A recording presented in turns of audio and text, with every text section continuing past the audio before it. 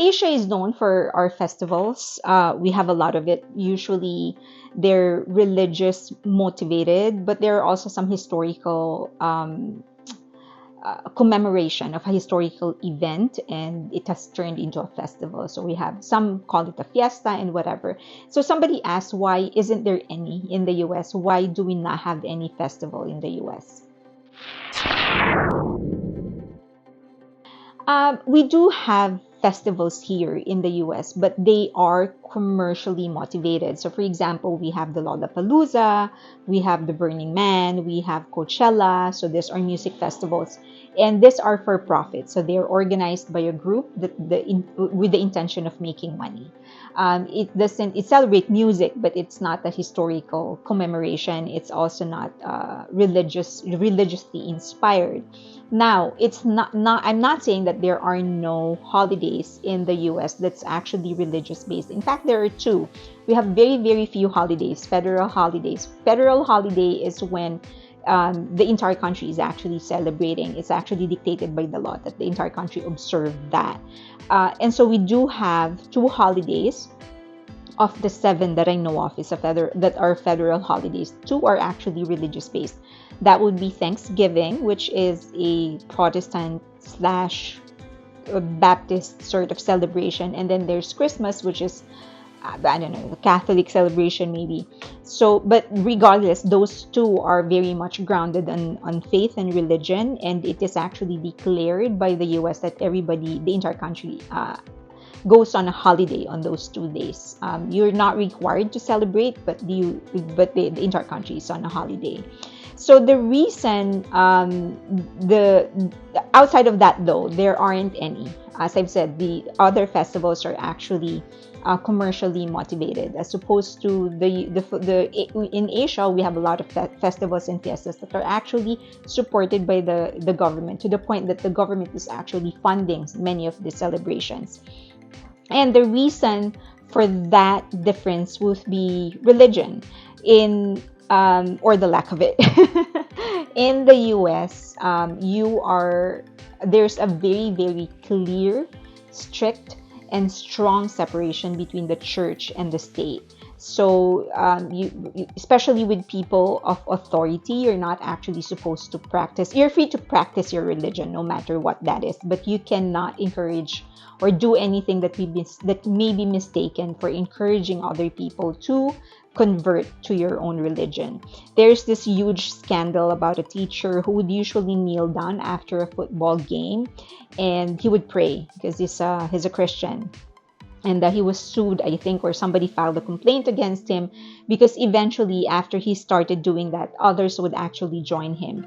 And they sort of think that that is improper because, number one, in a football game, you're basically still being paid by the taxpayers' money because he works for a public school, and you're using it to practice your religion, which is not a part of what the payment is for. So a group of parents actually filed a complaint. They wanted to fire him until eventually he was actually exonerated. The board said that he never forced anybody. He's outside of school premises. That's number one. Second, he never forced anybody to join him in his prayer. They all just joined him. They asked permission if they can join him, and he said yes, and that was free will. So the teacher didn't force them. So parents, of course, are still very unhappy because they feel like the students may have felt some pressure into joining him in his prayer because he is a person in authority. They're above the students. Okay, so but that was just I got derailed. Okay, so so there's a very clear separation. You cannot, the government cannot fund any kind of religious celebration or any kind of festival that is based on religion. The US is very big in acceptance. They feel that everybody who lives in the US are paying their taxes is an American. They all say, many Americans you would hear them say that there's no an American look. Like in the Philippines, if you come to the Philippines, you will see that, this is the prototype of a Filipino: brown skin, black hair, stuff like that. If you go to Koreans and if you go to the Middle East, they have this look that identifies them as who they are, their nationality and their race. In the US, they're saying that no single look is maybe identified as the official American look. So the Latinos are, as for as long as you're living here in the US, paying your taxpayers, paying your taxes, then you are recognized as an American. So then, in connection to that, they cannot impose one religion or one practice or one faith to others, because everybody that lives here has their own religion. They have their or faith or belief or practice or culture, whatever, and that's American. So no single American identity may be imposed on other people. And this argument actually stems from how the United States of America was formed. So as a country, and this is a very drilled down version of their history. This is by no means a comprehensive discussion on how it was formed. But on your screens right now, you're going to see like how the territory of the United States expanded, but it became an official country in July 1776, and there were 13 British territories that declared independence from Britain. So they became a country. So this 13 territories officially became the first 13 states. Now, eventually, they expanded west all the way until California, where I am.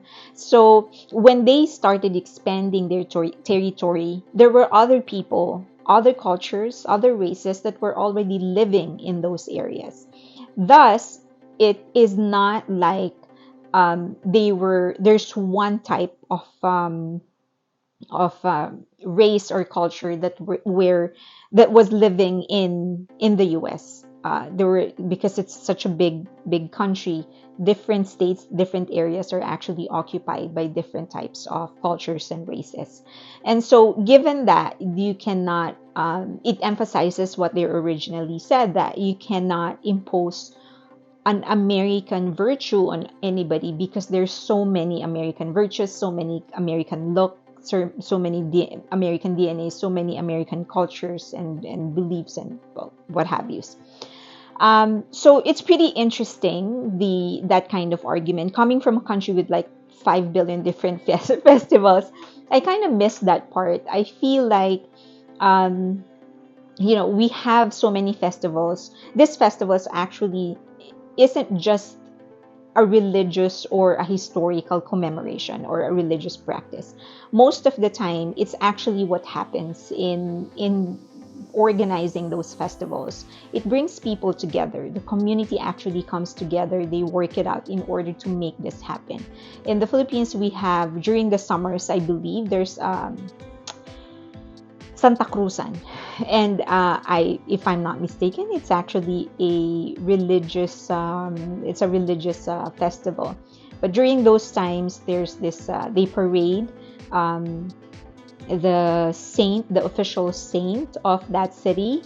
And then the beautiful women of that province or that town would actually be invited to go on a parade as well. They wear gowns, then other people actually come and support them and stuff. So I'm not very, regardless of what your religion is, as I've said, it brings people together. And then there are some religious practices that, even though you are not a part of that religion, kind of inspires you to think. We have the Nazareno. It's actually a yearly celebration where they honor the Black Nazarene. So there's this church in a city in the Philippines called Quiapo, I think, and there's the Black Nazarene is actually housed in that church, and they would parade the Black Nazarene around the city. So volunteers, there are devotees, and what they do is that on a yearly basis they actually go there, they help carry the Nazarene on their shoulders, and then they parade that. And then there are people that are trying to they said it's a miraculous statue. I don't know if I'm offending any Catholics out there by calling it a statue, but people would actually ask their towels um, to be used to wipe the Nazarene, because they said that's going to perform a miracle or whatever. So I'm not particularly in favor of such a practice, just because there's a lot. It's actually a safety hazard, but it also, whenever I watch it, it kind of inspires me to also think about my life. Whenever I see all of those people living their one of the missions, and the missions that they have in their life, one of the purposes that they have in their life. Like, of course, leading to this practice, leading to this tradition, they would of course want to come in their best form, because they're going to be come to they are going to come face to face with the Black Nazarene, which is a god to them. So um, there's such divinity and purity in such a belief that it inspires me to think like, okay, come on, Fairlane, what have you done this year? Who have you hurt? Who have you offended? What are your failures? Who are the people that you failed? So it's more than just a religious observation, or sorry, it's not more than just a religious practice, and it's more than just a historical commemoration. It helps bring people together, and it also inspires people to sort of reflect their own life. So yeah, but I hope that explains why there aren't a lot of festivals in the US. Watch my next video. I'll be discussing one of my favorite festivals in Asia.